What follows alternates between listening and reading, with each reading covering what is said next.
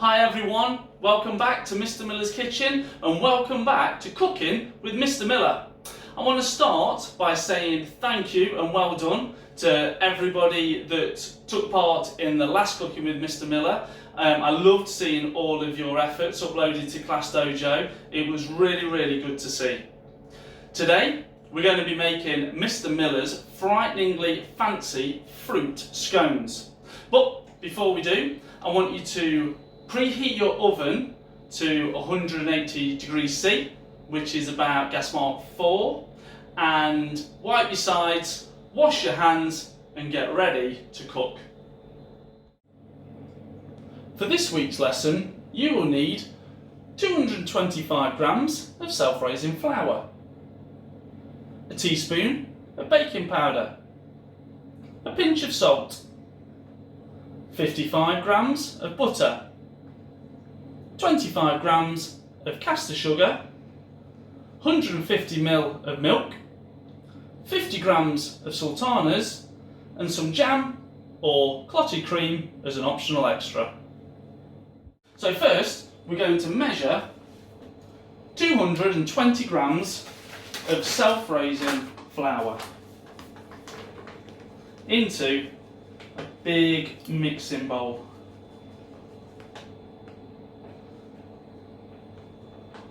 Now the last time I did this, I overshot it, so I'm trying to be really careful. Next, we're going to add half a teaspoon of baking powder and a little pinch of salt. Next, we're going to add 55 grams of butter. What I want you to do is I want you to chop the butter into small pieces while you add it. So what I'm going to do is I'm going to zero my scales and I'm going to start chopping my butter into small pieces to add to the flour. Whenever you're cutting anything in the kitchen, even if it's just with a butter knife, make sure you're doing it carefully. You're either using the bridge or the claw method, and make sure that there's an adult around in your house to help you.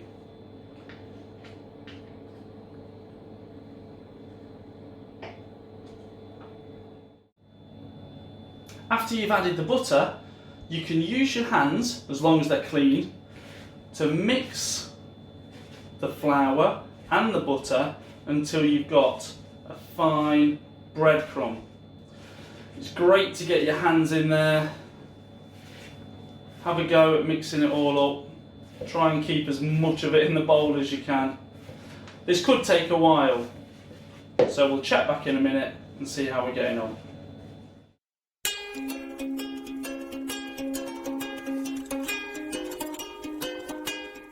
Once your mixture is like a fine breadcrumb, it's time to add the sugar and the milk into the bowl. We've got 25 grams of caster sugar,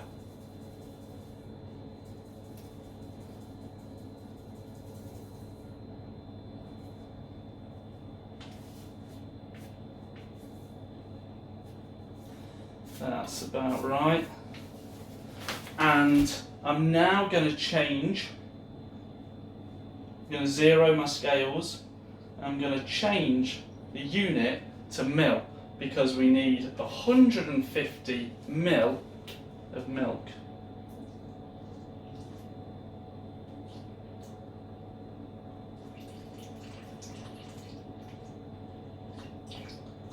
Go steady, get that last bit.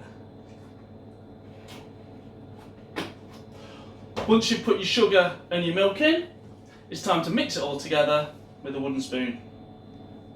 Once you've mixed and it's a dough, then what we're going to do is we're going to put it back on the scales zero our scales, and we're going to add our sultanas. You could add any dried fruit, raisins, cranberries, but I like sultanas. So I'm going to add 50 grams of sultanas. And then what I'm going to do is I'm going to give it another mix. Now I'm going to mix it with a wooden spoon first, but then I might get my hands in there again and give it a good mix with my hands just to make sure that all that fruit is evenly distributed throughout the dough.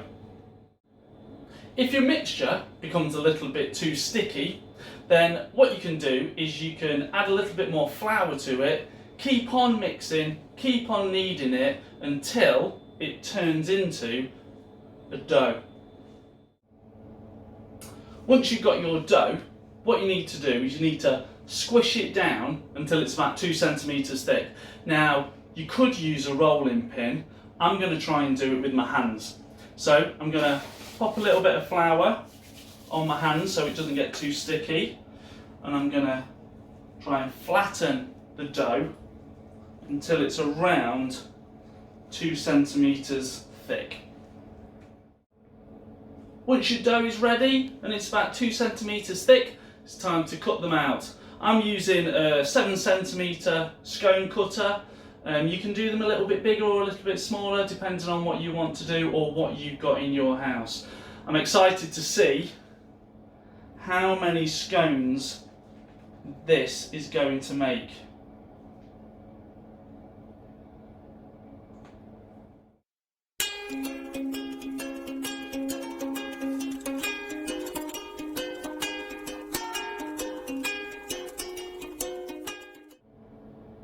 Once you cut out your first batch of scones, you can then get your dough, give it another mix, flatten it down again and cut a few more out. My dough made about 6 scones and then I had just some left over. What I'm going to do now, before I put them in the oven, is I'm just going to get a little bit of milk and just brush over the top of the scones just with a little bit of milk. This should help them go lovely and golden brown. Time to put our scones in the oven. They're going to go into your preheated oven for about 15 or 20 minutes. I'm going to put them in for 15 minutes and then I'm going to come back, check them and see what they look like.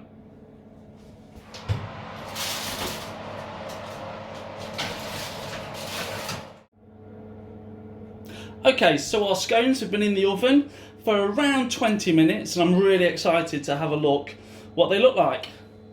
Open the oven. They don't look too bad. Wow. The scones look really good. I'm really pleased with how my scones have turned out. I'll be honest with you, they don't look like they do when you buy them from a shop. But I think that's half the fun of having a go yourself and having them homemade.